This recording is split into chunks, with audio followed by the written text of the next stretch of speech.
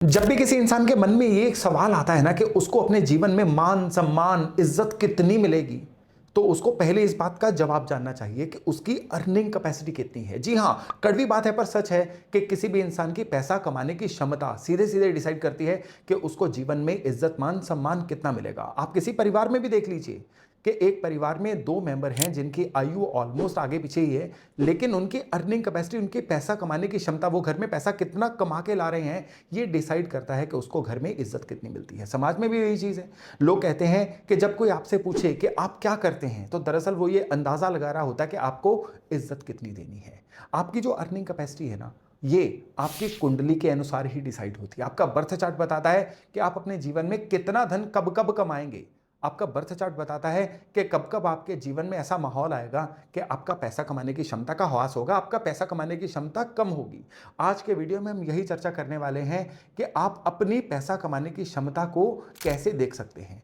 आप ये भी इस वीडियो में जानेंगे कि अगर जेब खाली है तो उसके इलाज क्या हो सकते हैं। इस वीडियो में आप ये भी जानेंगे कि कौन कौन सी सावधानियां हैं जिसको बरतने से आप अपनी जेब को खाली होने से बचा सकते हैं और अपनी अर्निंग कैपेसिटी को बढ़ा सकते हैं। नमस्ते, मेरा नाम है योगेश शर्मा। स्वागत है आपका happy life with Yogesh Sharma में। और उन दर्शकों को एक विनम्र निवेदन जो हमारे चैनल से नए जुड़े हैं कि अगर अभी तक आपने अपने इस चैनल को सब्सक्राइब नहीं किया है तो कृपया सब्सक्राइब जरूर करिएगा और बेल बटन दबाना बिल्कुल मत भूलिएगा। आपकी पैसा कमाने की क्षमता सीधे सीधे आपकी कुंडली के सेकंड हाउस से देखी जाती है। यूं तो 11वां घर जो होता है कुंडली का, ये होता है आपकी इनकम का, लेकिन वो इनकम आप कितनी लेके आएंगे, कितना अपने जीवन में पैसा संचय कर पाएंगे, ये आपके बर्थ चार्ट का जो दूसरा भाव है ये बताता है। तो अपनी कुंडली को फटाफट पकड़िए, अपनी कुंडली में 3 बिंदु चेक करिए। पहला, आपकी कुंडली का दूसरा भाव। दूसरे, आपकी कुंडली में जो वृष राशि जिसके आगे 2 लिखा होता है वो कहां पे बैठी हुई है। और तीसरे, आपकी कुंडली के जुपिटर यानी बृहस्पति। ये 3 ऐसे फैक्टर हैं जो मिलके आपकी अर्निंग कैपेसिटी को डिसाइड करते हैं। बुध आपको सिखाते हैं, लेकिन वो सीखे हुए को पैसे में कन्वर्ट कैसे करना है ये जुपिटर बताते हैं। तो आपकी कुंडली में वृष राशि में सपोज करिए राहु बैठ गया, आपकी कुंडली के दूसरे भाव में शनि बैठ गया, ये आपकी अर्निंग कैपेसिटी को कम कर देंगे। ऐसा इंसान क्या सोचता है कि मैं ज्यादा कमा ही नहीं सकता, मेरी किस्मत में नहीं है, मैं तो गरीब घर में पैदा हुआ हूं, मैं रिस्क नहीं लूंगा, अगर ये काम डूब गया तो क्या करेंगे, अरे सैलरी आ तो रही है, क्या फायदा। ऐसे लोग आपने देखे होंगे, या कई लोग ऐसे देखे होंगे जो ज्यादा मेहनत नहीं करना चाहते हैं, जो चाहते हैं कि एकदम से लॉटरी का टिकट डालें या कोई से जुआ सट्टा लग जाए या आईपीएल में हमारा कुछ ना कुछ ऐसी शर्तें वर्तें लगा के चीजें आ जाएं कि जिससे हमारे जीवन में एकदम से पैसे का इनफ्लो आ जाए। ये वो लोग होते हैं कि जिनकी कुंडलियों में वृष राशि में और सेकंड हाउस में राहु या शनि जैसे प्लैनेट्स का ज्यादा योगदान होता है। या तो दरिद्रता वाली सोच या एकदम से आसान इजी मनी लाने वाली सोच। ऐसे लोगों से मेहनत जितनी भी करवाई जाती है ना, मेहनत करने के 1 हफ्ता बाद ये लोग कहेंगे मेरे से मेहनत नहीं हो पाती है, इनका शरीर बीमार हो जाता है, इनके आसपास 36 और बहाने इनकी लाइफ में आ जाते हैं कि क्यों इनसे काम नहीं हो रहा है। और वो इतने लॉजिकल बहाने होते हैं कि आप भी उनको मानने पे मजबूर हो जाते हो। तो अगर आप चाहते हैं ना आप अपने जीवन में अर्निंग कैपेसिटी बढ़ाएं, तो अपनी वृष राशि को पकड़ लीजिए। क्या क्या उपाय करें जिससे कि आपका सेकंड हाउस स्टेबल हो, आपकी वृष राशि आपके अनुकूल हो। उसके लिए वैसे तो आपकी कुंडली के अनुसार उपाय होंगे, लेकिन फिर भी एक उपाय होता है कि घर में कच्ची जमीन जरूर रखें। आजकल अपार्टमेंट सिस्टम है, कहां ही घर में कच्ची जमीन होगी, तो गमले में कच्ची मिट्टी डाल के बिना पौधे के घर में जरूर रखिए। इससे क्या है, आपके घर में आपके सेकंड हाउस यानी धन स्थान की ऊर्जा जो है वो बेहतर होती है और आपके जीवन में ऐसा घटनाक्रम जो है वो आना शुरू होता है जिससे कि आप अपनी अर्निंग कैपेसिटी को बढ़ा सकें। और दूसरे, अपनी वृष राशि कुंडली में जहां पे भी है ना, वृष राशि को सही रखने के लिए 3 चीजों का ज्यादा केयर करनी है आपने। पहली, अपनी वाणी को सही रखिए, गॉसिप में मत पड़िए, गाली गलौच मत करिए, किसी का बुरा मत बोलिए, किसी से भी कर्कश भाषा में बात मत करिए। दूसरा, अपने खान पान को डिसिप्लिन रखिए, जहां तक संभव हो पाए आप नॉन वेज लिकर को अवॉइड करिए, जहां तक संभव हो पाए जंक फूड को या तले गले खराब भोजन को अवॉइड करिए। और तीसरा सबसे जरूरी चीज, अपने परिवार से मिलजुल के रहिए। आपके अपने परिवार की के साथ कहते हैं ना क्वालिटी टाइम बताइए, अपने कुटुंब की सोचिए। आप कुछ भी अच्छा कर रहे हैं, आपके कुटुंब में कोई इंसान स्ट्रगल मोड में है ना, तो उसको जीवन में चांस दीजिए। उसके लिए जीवन में पहले कुछ करिए, फिर किसी और के लिए कुछ करिए। यानी कि आपकी वृष राशि एक तरह से परिवार के प्रति आपका पेंडिंग कर्मा है। इसको सही करेंगे तो आपके खाली पर्स का इलाज अपने आप हो जाएगा। इस बात को लिख के रख लीजिए।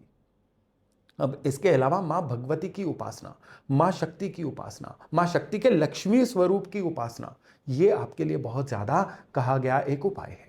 इसमें क्या करना होता है कि अमावस वाले दिन आपको माँ लक्ष्मी के किसी एक मंत्र का 108 बार जप करना है, स्पेशली गाय के घी की जोत जलाने के बाद, और वो भी अमावस की रात को। इसको अपने जीवन का एक पार्ट बना लीजिए। ये खाली पर्स का एक अन्य इलाज है। अब हम आते हैं बृहस्पति पे। बृहस्पति जो है ना, ये आपको वो बुद्धि देते हैं जो बुद्धि आपको अपने गुणों को अपने लिए यूज करने सिखाती है, जिसको हम विजडम बोलते हैं ना, वो बृहस्पति देते हैं। जिनके बृहस्पति कमजोर होते हैं ना, वो लोग क्या होते हैं, उनको नॉलेज सारी होती है। कोई इनसे सलाह लेने आ जाए, वाह वाह वाह, क्या सलाह निकलेगी, ऐसी सलाह निकलेगी कि सामने वाला इंसान धन्य हो जाएगा। लेकिन दिए तले अंधेरा, यानी लोगों को बांटेंगे लेकिन खुद के लिए कुछ नहीं करेंगे। ऐसे वो लोग हैं कि जो केवल सलाह देने के लिए ही बने हैं, अपने लिए कुछ नहीं करेंगे। आप किसी से भी सलाह ले रहे हैं ना, आपको आइडिया हो जाएगा वो इंसान अगर खुद के लिए कुछ नहीं कर पाया ना, तो उसकी सलाह मत मानिएगा। यानी कि उसकी सलाह केवल किताबी सलाह है। खराब बृहस्पति वाले जो लोग हैं, इनकी लाइफ में बहुत बड़ा एक सिम्टम क्या होता है कि इनके जीवन में जो चीजें खराब होती हैं ना, वो लोगों के द्वारा होती हैं। सपोज करिए कि आपका व्यापार बहुत अच्छा चल रहा है, लेकिन आपकी बृहस्पति की दशा अंतरदशा आ गई, या बृहस्पति गोचर में चलते चलते आपके छठे, आठवें या 12वें भाव में आ गए, आपके चंद्रमा से या लग्न से। अब क्या होगा कि आपके जीवन में लोगों के द्वारा मुसीबतें आएंगी, आपके सलाहकार गलत हो जाएंगे, पुराने लोगों से आपकी बिगड़नी शुरू हो जाएगी, आपके लाइफ में कुछ ऐसे लड़ाई झगड़े या विवाद होने शुरू हो जाएंगे, आपके सप्लायर के पास पैसे अटक जाएंगे, आपके क्लाइंट के पास पैसे अटक जाएंगे। यानी लोगों से विवाद, लोगों से झगड़े, या बिना बात के लोगों की गलत फहमियों का शिकार होना, ये चीज आपको बहुत ज्यादा होनी शुरू हो जाएगी। आपके खुद के अंदर भी इस तरह से एक अप्रोच आनी शुरू हो जाएगी कि आप बिना बात के ही पेशेंस की कमी की वजह से लोगों से लड़ना शुरू हो जाएं। तो इस केस में नाभि माथे जुबान पे केसर का तिलक लगाना, हो सके अफोर्ड कर पाए तो शरीर पे सोना धारण करना, या कम से कम गले में पीला धागा ही धारण कर लेना, ये इस बृहस्पति का बहुत बड़ा इलाज है। इस बृहस्पति का एक अन्य इलाज है नियम बनाना। कहते हैं नियम यम से बचाता है। तो आपको एक कोई ना कोई नियम बनाकर चलना है अपने फेथ सिस्टम के अकॉर्डिंग, धार्मिकता के अकॉर्डिंग। यानी कि आप सप्ताह में किसी एक दिन मंदिर जाइए, आप कोई एक अपना धार्मिक रिचुअल अपना लीजिए, उसको करना ही करना है, जो मर्जी हो जाए, आंधी हो, बारिश हो, तूफान हो, आपने वो रिचुअल परफॉर्म करना ही करना है। ये है खाली पर्स का एक और सबसे बड़ा इलाज। अब हम आते हैं कि अगर आपकी जेब खाली है, अगर आपको लगता है कि धन का स्ट्रगल खत्म क्यों नहीं हो रहा है, तो फिर दो इलाज और हैं बहुत बड़े वाले, वो भी आपको बता देता हूं। इसमें सबसे पहले तो आपको क्या करना है, जितनी आपकी पॉकेट अफोर्ड करती है ना, उतना आपको डोनेशन देना है। ये डोनेशन भोजन का हो सकता है, रोटी का हो सकता है, या कपड़े का हो सकता है, या किसी ना किसी तरह से किसी गरीब को किसी ना किसी तरह के काम करने में सहायता देने का हो सकता है। ये अपनी पॉकेट के अनुसार करिए। इसको भी जीवन का एक रिचुअल बना के रखिए। आप जो दोगे ना, ये बूमरैंग की तरह आपके पास वापस आएगा। आप लोगों को ठगी करोगे, ये बूमरैंग की तरह आपसे वापस आएगी।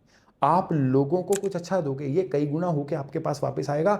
ये कुदरत का उसूल है। सुनने में लेक्चर लग सकता है, लेकिन पैसे के इलाज में इससे रामबाण इलाज कोई नहीं है। और सबसे बड़ा इलाज है भगवान हनुमान जी की उपासना। भगवान हनुमान जी की उपासना यानी रोज हनुमान चालीसा बड़े मन से, बड़े वेग से पढ़ना, ये आपको आपकी खोई हुई शक्तियां याद दिलाता है। भगवान हनुमान के आशीर्वाद से आपके अंदर सारी वो शक्तियां हैं जो आपको एक्सेल करवा सकती हैं, जो आपको किसी भी मुसीबत से निकाल सकती हैं। आपको बाहर से किसी इंसान की जरूरत नहीं है, आपको बाहर से किसी कृपा की जरूरत नहीं है। सारी कृपा आपके अंदर छिपी हुई है, और ये सारी कृपा मिलेगी भगवान हनुमान जी की उपासना करने से। लेकिन उपासना करने में क्या होता है कि लोगों को नॉर्मली हनुमान चालीसा जुबानी याद होता है, तो मुंह हनुमान चालीसा बोल रहा होता है, लेकिन अंदर से मन कहीं और विचर रहा होता है। तो वो आप समझ लीजिए कि बिना सिम के आप नंबर डायल कर रहे हो, नंबर कहीं नहीं मिलेगा, भगवान सुनेंगे ही नहीं आपकी।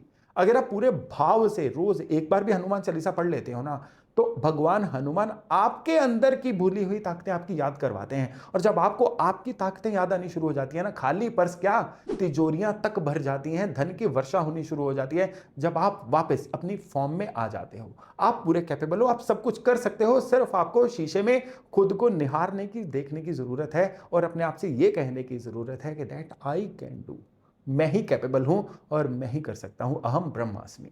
केवल इतनी चीजों को, डॉट्स को कनेक्ट करिए, फिर देखिए किस तरह से जल्द आपकी खाली जेबें भरती हैं। खाली पर्स का इलाज होता है, तिजोरियों में धन वर्षा होती है। तो चलिए आज वाणी को विराम देता हूं, और वायदा करता हूं अगले किसी और वीडियो में बहुत बढ़िया इंफॉर्मेशन के साथ मिलने का। तब तक अपना खूब ध्यान रखिएगा। नमस्ते।